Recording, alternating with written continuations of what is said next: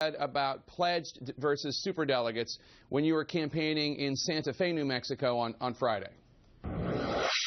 Now, we have received up to now 46% of the pledged delegates. We have received all of 7% of the superdelegates. Now, you were making a point about the superdelegates, but what you left out of that data is that while it's true you have roughly 46% of the pledged delegates, Secretary Clinton has roughly 54% of them. And what you've achieved is remarkable, and there's no one that disputes that. Yet at this hour, it seems unlikely that you'll actually achieve the majority of the pledged delegates. Can you see how that might leave the impression that... No, I assume that most of the people who come to my rallies can do arithmetic. If I have 46%, she has 54%. The point that I was making is there's something absurd when I get 46% of the delegates that come from real contests, real elections, and 7% of the superdelegates.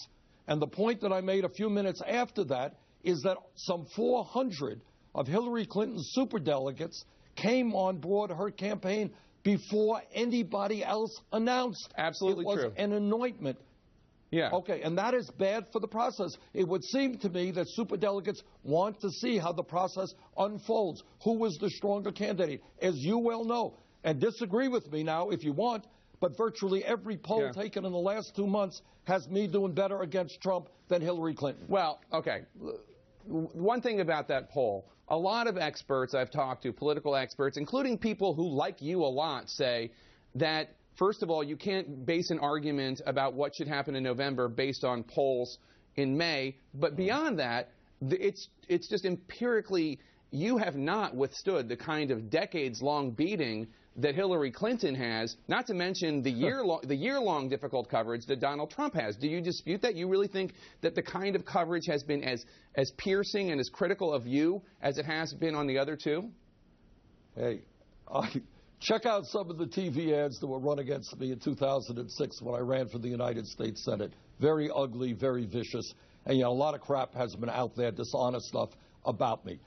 I believe the reason, and I say this with all due respect to Secretary Clinton, I'm not saying she cannot beat Donald Trump. I think it's a good chance she can. I am the stronger candidate because we appeal to independents, people who are not in love with either the Democratic or the Republican Party, often for very good reasons. Right. And the issues that we are talking about, income and wealth inequality, the influence of Wall Street, the fact that we are the only major country not to guarantee health care to all, or paid family and medical leave, those are resonating among people who support me in a way that Secretary Clinton is not getting support. Senator, so you're out on the trail every day talking about your goal, which remains to secure a majority of the pledged delegates. Should we assume that that means you believe the candidate who has the majority of pledged delegates by the end of this process should be the nominee?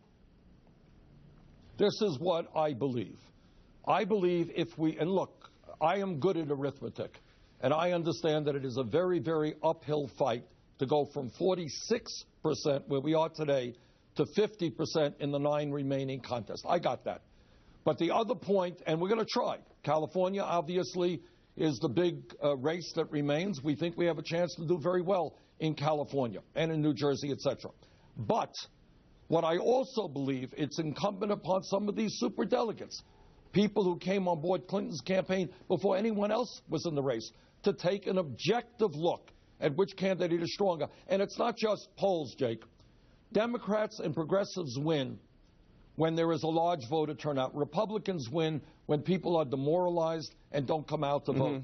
Any objective assessment of our campaign versus Clinton's campaign, I think, will conclude we have the energy, we have the excitement, we have the young people, we have the working people. We can drive a large voter turnout so that we not only win the White House, but we regain control of the Senate, do well in the House, and win governor's chairs up and down the line. But with all due respect, she has more votes than you, and she has more pledged delegates. She has more pledged delegates than you, and the question is just a simple yes or no. Should the candidate with the most pledged delegates at the end of the process, June 7th, after New Jersey and California, the last contests, should the person with the most pledged delegates be the Democratic nominee? Well, I think if that was the only criteria, then you get rid of all of the superdelegates, which may not be a bad idea. But you do have superdelegates. You got 700 superdelegates. And I am not a great fan of superdelegates, but their job is to take an objective look at reality. And I think the reality is that we are the stronger candidate. So we will see what happens, Jake. So you actually think, you think it would be okay for the pledged delegates, the majority of Democratic voters, to pick one candidate, and then the superdelegates to actually go with a different candidate?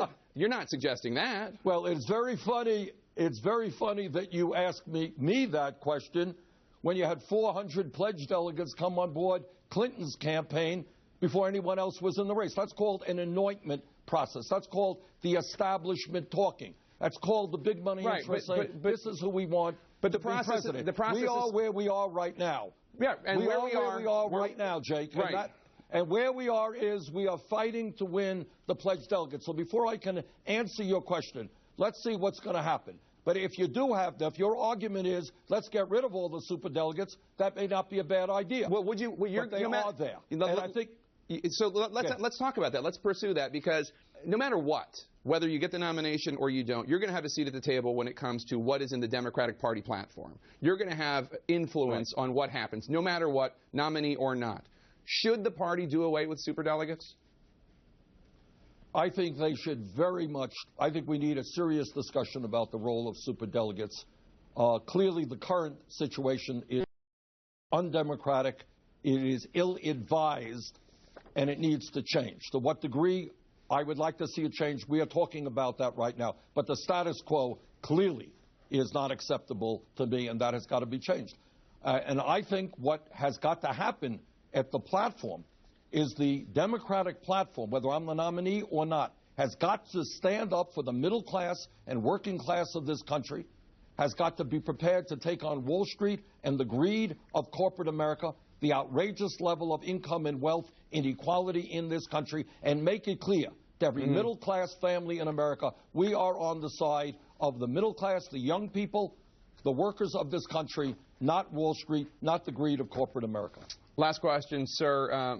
Your campaign and many of your supporters have argued that Congresswoman Debbie Wasserman Schultz, the chair of the Democratic National Committee, has not been neutral in her position as chair. Your campaign manager, Jeff Weaver, in particular, has been very critical. She is being challenged right now in a primary by Tim Canova. He is a law professor who opposes the Pacific trade deal that you oppose. He supports you. He's already raised $1 million.